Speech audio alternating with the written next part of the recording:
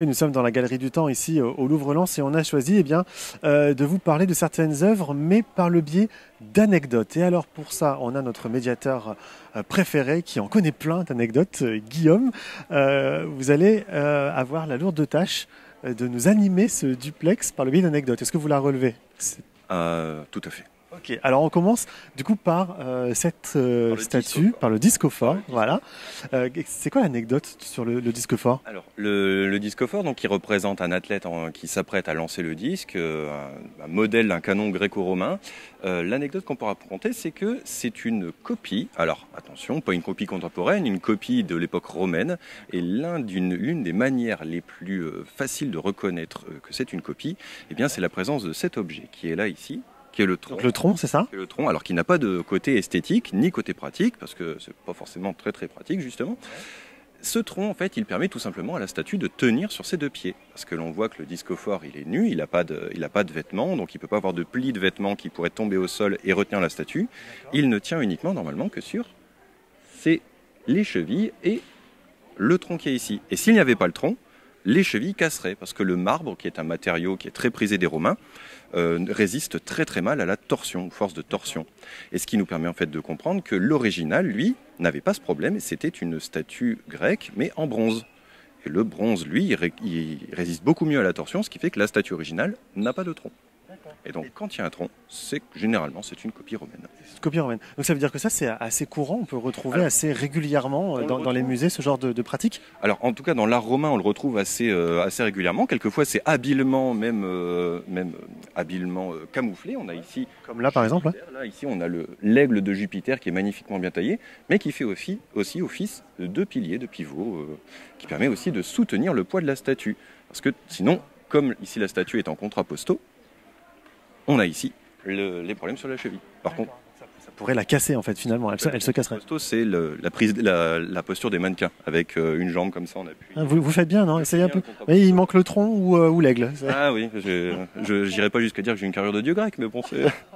On va pas le dire non plus. Alors, on se trouve là dans cette galerie du temps. Oui, ce qui est intéressant dans cette galerie, déjà, c'est qu'elle est gratuite, accessible à tous, c'est ça? Elle est gratuite, accessible à tous. Donc là, on le voit autour de nous, il y a aussi il y a des scolaires, il y a des personnes qui viennent en individuel et qui viennent découvrir, déambuler dans cette galerie, comme nous, on est en train de le faire. Et sans s'en apercevoir, on est en train de quitter l'art romain pour rentrer dans l'art du Moyen-Âge, puisque ici, selon la frise chronologique qui est sur le mur, on arrive vers les années 1200-1300 et ça me permet de raconter une petite anecdote aussi également sur cette... Ça nous manquait une anecdote, alors en voilà une autre.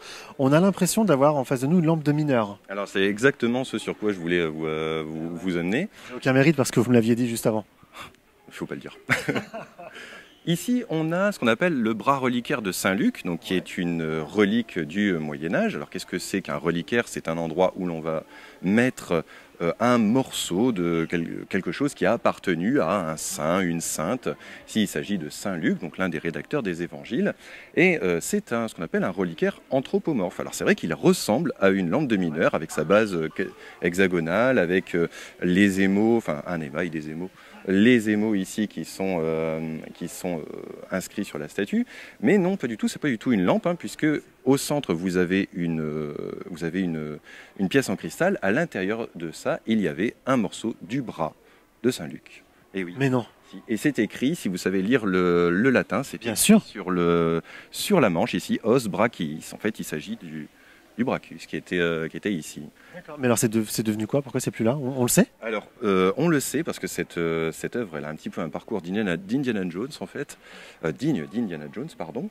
Le bras reliquaire, il a beaucoup voyagé. C'est une œuvre qui avait été offerte, alors je vous fais un résumé, pour un souverain du sud de l'Italie, qui est reparti ensuite chez sa veuve en Espagne. Il est resté dans un couvent pendant des siècles. Il a été retrouvé par un archéologue allemand au XVIIIe siècle, qui l'a ramené chez lui. Alors à l'époque, il y avait encore l'os. Et à la mort de cet archéologue, l'œuvre a disparu pendant plus d'un siècle. Elle a été retrouvée sans l'os dans une vente aux enchères dans les années 80. D'accord, c'est incroyable cette histoire. J'imagine qu'il faut toutes les connaître, ces œuvres, vous devez en connaître en tout cas beaucoup et autant d'anecdotes sur chacune des œuvres, non? Alors ça, il faudra venir pour les connaître. Voilà. bah, c'est le mot de la fin. Bravo, bravo Guillaume. Alors, effectivement, n'hésitez pas à venir dans cette galerie du temps ici au Louvre-Lens. En plus, on fête les 10 ans, donc c'est une année d'anniversaire. Donc n'hésitez pas à venir rencontrer Guillaume et puis ses collègues médiateurs et vous balader dans cette très belle galerie du temps et dans l'ensemble du musée, bien évidemment.